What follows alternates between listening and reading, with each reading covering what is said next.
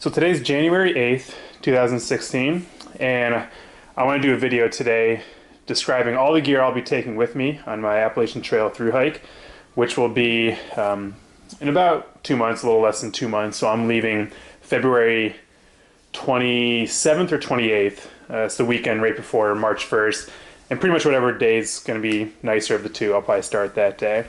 So I'll definitely have a lot of cold weather for the first 2 or so months of my hike, and obviously a lot of precipitation. But I want to do this video for 2 reasons. One is basically when I was planning my thru hike, I used a lot of YouTube videos that did the exact same thing, where they just kind of went through their gear, what they are bringing, and then a lot of people did post-hike gear lists, so I'll probably do that hopefully at the end of my hike. But just give you an idea of what I'll be taking, help you guys out if you're planning your thru hike as well. But then the second reason is also because, I'm still have about a little less than 2 months until I head out. So if anybody points anything out that's really obvious, like, hey, you really need this, or definitely get rid of that, I still have time to kind of, fix my gear. So I'm just gonna quickly run through this. I don't want to spend a lot of time. I don't like watching long 45-minute gear reviews, so I'll try to keep this pretty short.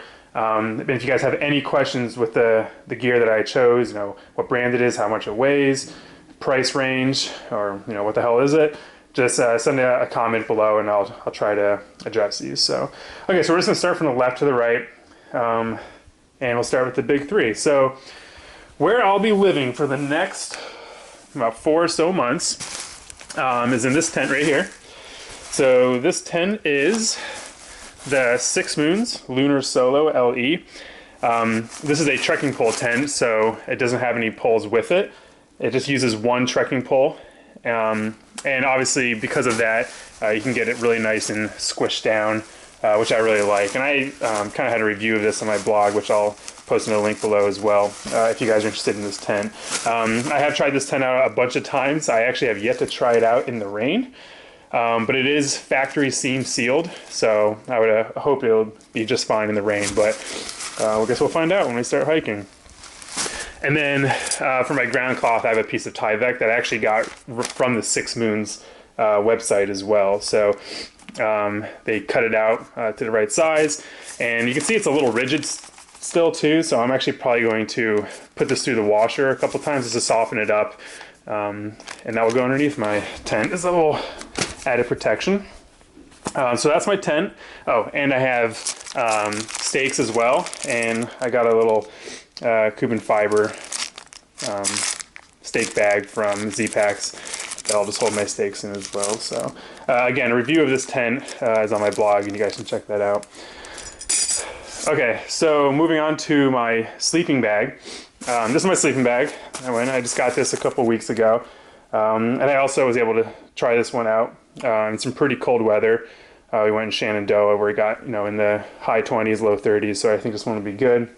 This is the Kelty Ignite Down 20 degree dry down bag, and so supposedly it's supposed to be better if it gets a little wet, which will be good because this is a single wall tent and it will get a lot of condensation on the inside. So if my sleeping bag touching the inside, it won't completely saturate the down apparently. So that's the sleeping bag I'll be bringing. But because it'll be pretty cold, I also have this is a Sea to Summit Thermolite sleeping bag liner, and so it's kind of like a roll light fabric. It says it's supposed to add like 20 degrees of warmth. I don't really believe that. I'm sure it helps a little bit, but really it's just kind of keep my bag on the inside nice and clean, so I'm not constantly having to wash my down bag. And then this is definitely a luxury item, but I sleep well with a nice pillow. So this is the Sea to Summit Aeros pillow. I got this at REI. And it's nice because it is a inflatable pillow, but it has like a nice soft fabric to it, so it's not like you're sleeping on a plastic pillow. Okay, so all of that stuff, so sleeping bag, liner, and the pillow will all go into this stuff sack. And so these are the stuff sacks I'll be bringing. I have a few backups in case these rip. I have some Cuban fiber bags as well, if they need to be sent out. But these are just Sea to Summit 13-liter bags. They're really cheap, but I've used these for a while now, and they are definitely waterproof, and I like them a lot, so I'm gonna use that. All right, and then the big thing is my backpack. And so this is the, let me just bring it over here. So this is the Osprey 65-liter Atmos bag. So they just came out with a new, well, I wouldn't say just came out with a new. This is the older version of the Osprey Atmos 65. And I've probably logged about, maybe about 100 miles on this bag. So I think it'll work out really well. I like it. There's nothing too fancy about it. But 65 liters, and then just kind of a note, I did give it a little shoulder pouch from Z-Packs that will go on my right shoulder strap. And so this is actually where I'll keep my phone and video camera right here for quick access. And then I just have a buff right here on the left shoulder strap. Okay, so that's my bag. Okay, so now that the big three are done, we'll move over to the rest of the gear. So my sleeping pad, so I'll be using an air mattress. This is the Thermarest Trekker. Not much to say about it, it's really comfortable, I like it. All right, so I just mentioned before that my tent is a single wall tent, so we'll get a lot of condensation on the inside. So I got this little ShamWow, I just cut it in half, and I'll use this to kind of wipe down the inside of my tent if it gets really saturated. This is a cool little thing my dad got me. It's just a little butt pad. You see a lot of the Thermarest butt pads, but this one's like freakishly thin and light, but it's just a good way to keep your butt dry, add a little bit of a softness under your butt when you're sitting at a picnic table, or just a stand on, you know, if you're changing your shoes outside and you don't want to get your feet wet. Okay, this is my pack cover that I also got REI, just a Sea to Summit Ultra Silk pack cover. And then a headlamp. So this is a black diamond. I don't know the exact model, but you can take a look right here. So it has the white, and you can hold it down, dims it. And I think it has red too, but can't quite figure out how to get that yet. So those are those three. My food bag and bear bag is this Cuban fiber bag from Z-Packs. So this is actually their, what they sell as their bear bag. So it's just a little bit of a thicker fabric than the steak bag that I showed you before. And it came with a little carabiner as well. So that will carry all my food. And then I just have some rope for bear bagging. All right, so let's talk about my cook set. So it's pretty basic. This thing I really like. I bet you these are gonna probably be pretty popular on the trail, but these are little Sea to Summit cups. So I do enjoy coffee in the morning or tea, especially when it's gonna be nice and cold. So it's like a little collapsible cup. I thought it was really cool. And on the inside, I don't know if you can see it, but it actually has like cup measurements, which will be nice for certain meals. And it collapses up really nicely. So, okay, so underneath here I have another ShamWow. It's kind of like my food. Now you can see the other half of that ShamWow. I have my fuel. I'll be carrying the Pocket Rocket. Lighter, the Sea to Summit long spoon. There's a little bag to hold my pot. And then here's my, what do they call it? This is the Snow Peak 700 milliliter titanium pot. And my dad actually helped me with some of these little silicone handle covers, which I really like because these do get hot on the Pocket Rocket. So it just adds a little protection from the heat. And so all this stuff will fit inside of this pouch. So you just kind of wedge it in here. You throw a lighter, back this up like that, and then you put it in this bag, and it all fits quite nicely. Okay, so and then just kind of talk about water really quick. So it's a really simple setup. I have a 700 ml Smart Water bottle. I have a bottom half of just a cheap plastic water bottle to scoop out water from any, springs that aren't really flowing very heavily. I have a 2-liter platypus. Actually, probably holds a little bit more than 2 liters. And then I'm going to use a Sawyer Squeeze as my filtration. So I do have a mini, but as everyone will tell you, minis are good, but the flow rate really sucks. So, okay, so let's move down here. This is my first aid, med kit, toiletries, all that fun stuff. It's probably not 100% complete, but I figured I'd show some stuff that's in here now. And if you guys have any suggestions, you can change it up. So just real basic stuff. Chapstick. I have earplugs. This is a lot of earplugs. I'm not going to be bringing this many. I just took it out of the box. But I'll probably bring a few of these. So I got to have earplugs. Here's like my actual first aid kit. So I just have one thing of moleskin, some toenail clippers, Band-Aids, ibuprofen, and then some random kind of antiseptics, wipes. That'd be good if you get any cuts or anything like that. I'll probably throw some like Benadryl in here as well in case, you know, I have some kind of allergic reaction to something, just to be safe.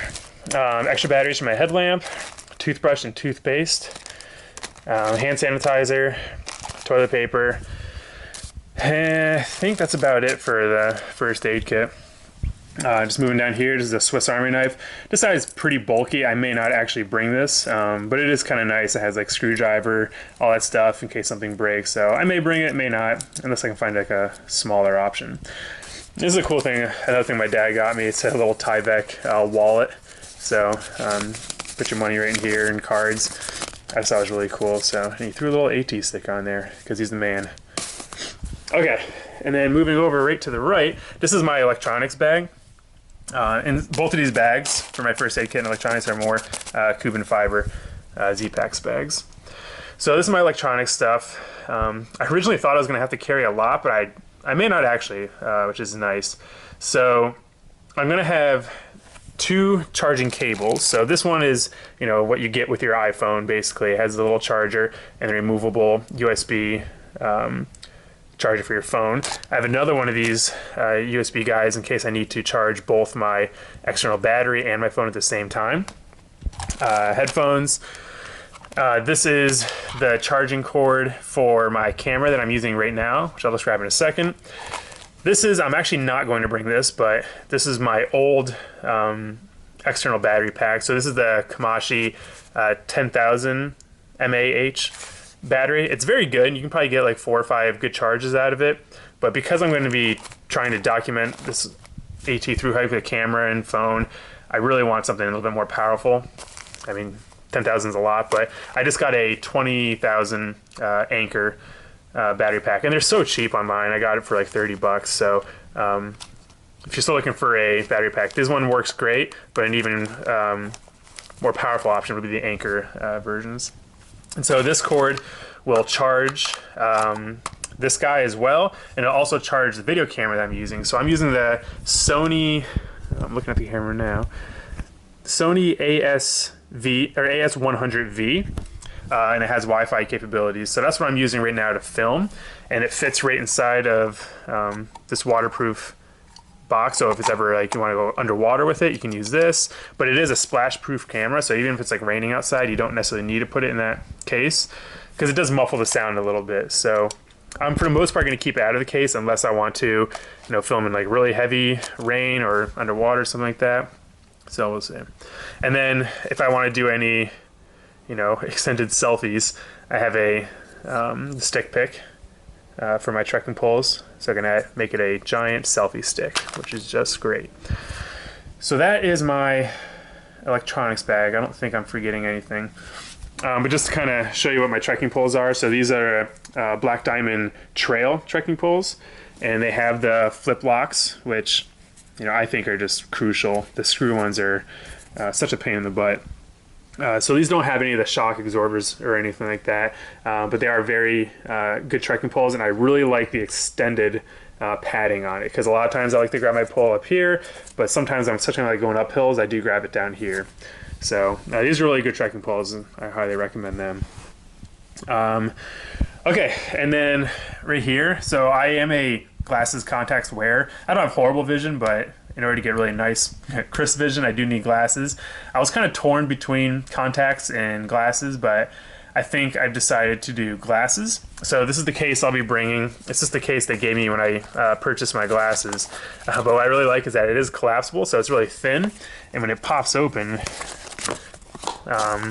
kind of forms this little protective casing. And I'll keep this in a Ziploc baggie in my backpack as well. And then I also want to note that the glasses I'm wearing, I just got these. They're called Flexions. And so I asked the optometrist, I was saying, I'm going hiking. Is there any type of glasses that you have that won't break, or at least less susceptible to breaking? And she recommended these. So what I really like about these, if you watch, you can see, you can almost like bend them and they don't break. So, I mean, if I really tried, I could break them, but they appear to be more resistant to breaking, which is really good. So, and I got like the scratch-proof lenses and everything. Okay, camp shoes. I just got these a couple days ago. These are Vivo Barefoot. They're very similar to Crocs, but what I really like about them is that they're more of a completely enclosed shoe, and they are extremely lightweight. Probably a tad bit heavier than like your traditional kind of slip-on Crocs, but I like the fact that these are good, cover your entire foot shoes. So they're really good for camp. It'd be really great for fording rivers, especially up in Maine. And so camp shoes and then also town shoes. I have these if I need to dry my hiking shoes. The watch I'll be bringing, nothing special. It's just a Timex Ironman watch. And I think that's it for actual equipment. I don't think I'm forgetting anything. Okay, so let's move on to clothes. So as I mentioned before, I am starting in, I actually forgot to mention this. This is the iPhone I'm bringing. It's an iPhone 6, and you can actually see there's an app with my camera where you can actually record but see it through your phone. So I'm just recording it right now as well, just to make sure everything looks good. But within my iPhone, I have a life-proof case. This is the life-proof nude case. So it's completely waterproof, but what's actually really nice is that the screen is, it's not covered, but the screen itself is actually waterproof. So life-proof nude case for my iPhone 6 is what I'll be bringing with me. All right, so moving on to clothes. This little pile right here is my actual hiking clothes, so I wanted to keep those separate. So I have Darn Tough socks, a pair of spandex underwear. I just got some cheap ones from Target. This shirt is a synthetic shirt from REI. It's a REI co-op shirts. And then I'm going to be hiking in Prana Zion zip-off pants. And so I bought those a couple months ago, and I've tried them a couple times, and they're solid pants, so I recommend those. Here's some of my base layer stuff, so stuff I'll be sleeping in, and if it's really cold outside and not raining, I'll have this underneath my pants and stuff. These are just a pair of Under Armour running spandex. They're like the cold weather gear, and so that's for my legs. And then this is a Columbia shirt that has this super fancy reflective stuff on the inside. It's supposed to be able to keep your heat in a little bit more. It fits like an Under Armour like spandex shirt, but it's supposed to be extra warm with that reflective stuff. So I'll take their word for it. But like I said, I've worn this stuff a bunch of times, and it's always been good for me. And just to kind of move up here, here's some of the outer layers if it's cold out for hiking. So this is the Patagonia R1 hoodie. And what I like about this hoodie is the fact that it zips up, completely over your nose, so you can pretty much just have your head sticking out right here. So this is the R1 hoodie from Patagonia. And then for my down jacket, I have a Montbell full zip jacket. Okay, some gloves for hiking around camp. So I wanted gloves that were windproof, not super heavy, but not super light, and cold weather gear. So I just got these for Christmas, so I think they're going to work out well. I have these as well. I may not carry these to start, but these are just kind of just like, lifting gloves that when I use trekking poles, sometimes I get like calluses or blisters on my hands. I just like hiking with these. So I may or may not bring these to start, but definitely as it gets warmer, I'll grab these. Over here is a pair of old running shorts that I've had. I think they're Nike. So once it gets warmer, this is what I'll be hiking in. Here's kind of my camp / town gear. So I just have another pair of running shorts that I have. And each of these have kind of built-in underwear, which is nice. And so let me shorts, and I have another REI co-op shirt that I got for, again, camp / town. extra socks, I have another pair of Darn Tough, and these socks I actually have yet to try, but they're from a company called Blue Flame, and they claim to be the warmest socks, on earth, basically. But they're, big, comfortable socks, really warm. And I've always had an issue of cold feet while backpacking, so I definitely wanted to try the warmest socks on the planet. But I think this would be great. I have a outdoor research beanie, so it's wool on the outside and fleecy on the inside. My rain jacket is a pretty old Cabela's rain jacket, but it's an ultralight raincoat that I've used for many years. I'm not carrying any rain pants with me. I figured if I'm going to get wet, I'm going to get wet. It's mostly just as another layer in case it gets really cold. Okay, and then all those clothes will go into another Sea to Summit 13-liter waterproof bag. And then here are my shoes that I'll be hiking in. So these are the Cascadia 9s. And so I know the 10s came out. I think actually the 11s came out now. But as the 10s and 11s came out, these went on sale. So I stocked up and got this pair that I've hiked in for many miles. So I'm going to start with these, and then I have 2 extra pairs sitting in the corner waiting to be mailed out as these start to corrode, basically. So, all right, so that's kind of a whirlwind tour of everything that I'm bringing. And like I said, if there's any questions or you think I'm missing anything or I don't need to bring something, just please let me know, and I'd be happy to take any advice.